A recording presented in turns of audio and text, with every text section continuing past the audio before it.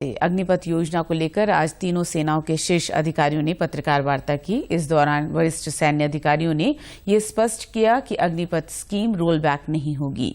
साथ ही उन्होंने ये भी बताया कि अग्निवीर के जरिए भारतीय सेना में किस तरह से जोश और होश का संतुलन बनाने की योजना है। लेफ्टिनेंट जनरल अनिल पुरी ने इस योजना को विस्तार से समझाया। उन्होंने भर्ती की तैयारी कर रहे युवाओं से किसी के बहकावे में न आने की अपील करते हुए अग्निपथ योजना में शामिल होने की बात कही।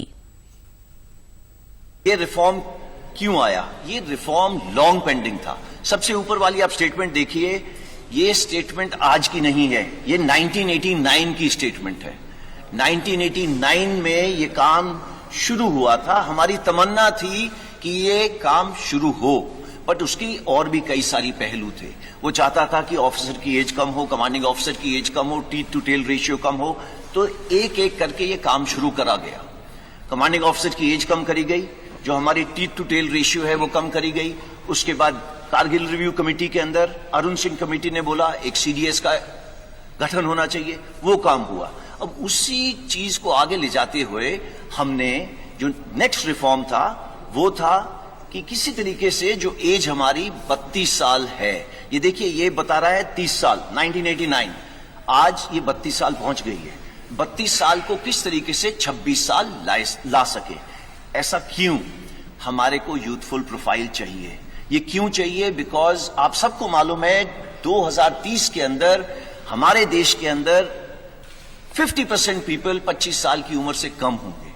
क्या ये अच्छा लगता है कि देश की सेना जो रक्षा कर रही है दे आर 32 ईयर्स? ये हमारा सिर्फ एक ही मुद्दा है कि हम किसी तरीके से यंग हो जाएं। इसको स्टडी करा गया पिछले 2 साल, एंड ये सीरियस वर्क।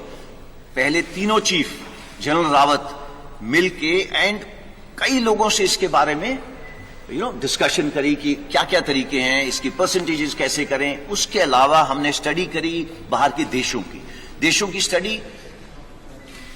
तकरीबन सारे देश हमने स्टडी करे। सब देशों के अंदर देखा गया उम्र 26, 27, 28। नंबर 2, भर्ती होने के तरीके कितने। नौसेना की तरफ से वाइस एडमिरल दिनेश त्रिपाठी ने कहा कि हमने अपनी भर्ती प्रक्रिया शुरू कर दी है। 25 जून तक हमारा एडवर्टाइजमेंट सूचना और प्रसारण मंत्रालय में पहुंच जाएगा। 1 महीने के अंदर भर्ती प्रक्रिया शुरू हो जाएगी। उन्होंने कहा कि नौसेना में हम महिला अग्निवीर भी ले रहे हैं। उसके लिए हमारी ट्रेनिंग में जो संशोधन करना है उसके लिए काम शुरू हो चुका है। मुझे हमारी जो टाइमलाइंस है उसके हिसाब से 21 नवंबर जो हमने डेट चुनी है, 21 नवंबर को हमारा फर्स्ट अग्निवीर हमारी जो बेसिक ट्रेनिंग इंस्टीट्यूशन है आईएनएस चिल्का उड़ीसा में, वहां पर रिपोर्ट करना शुरू कर देगा। और जैसा कि आपको पता है, हमारे नौसेना अध्यक्ष ने पहले भी बताया था कि हम लोग अग्निवीर जो हमारे आएंगे नेवी में वो जेंडर न्यूट्रल रहेंगे।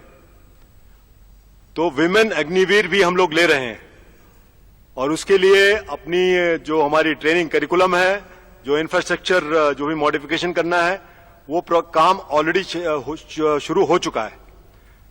तो मैं 21 नवंबर का वेट करता हूं, और मुझे आशा है कि both male and female Agniveers will report at INS Chilka. भारतीय वायुसेना की ओर से एयर मार्शल एसके झा ने बताया, आईएएफ में 24 जून से भर्ती प्रक्रिया शुरू हो जाएगी। 1 महीने बाद 24 जुलाई से फेज 1 एग्जाम की प्रक्रिया शुरू होगी। दिसंबर के अंत तक अग्निवीरों के पहले बैच को एनरोल कर लेंगे। 30 दिसंबर से पहले बैच की ट्रेनिंग शुरू हो जाएगी। 24 जुलाई से जो फेज 1 ऑनलाइन एग्जामिनेशन है उसकी प्रक्रिया शुरू हो जाएगी, और दिसंबर के अंत तक हम पहले बैच अग्निवीर को एनरोल कर लेंगे, और 30 दिसंबर से पहले बैच की ट्रेनिंग शुरू हो जाएगी। अग्निपथ योजना को लेकर जिस प्रकार से युवाओं को गुमराह किया जा रहा है, राज्यपाल गुरमीत सिंह ने उसकी निंदा की है। उन्होंने कहा कि अग्निपथ योजना को बिना समझे ही विरोध करना सही नहीं है। उन्होंने हिंसक घटनाओं का जिक्र करते हुए दुर्भाग्यपूर्ण घटना बताया और कहा कि युवाओं को सेना में जाने से पहले सेना के अनुशासन को समझना चाहिए। कुछ आगजनी के इंसिडेंट हैं, कुछ विद्रोह है, कुछ डिस्ट्रक्शन किया गया है।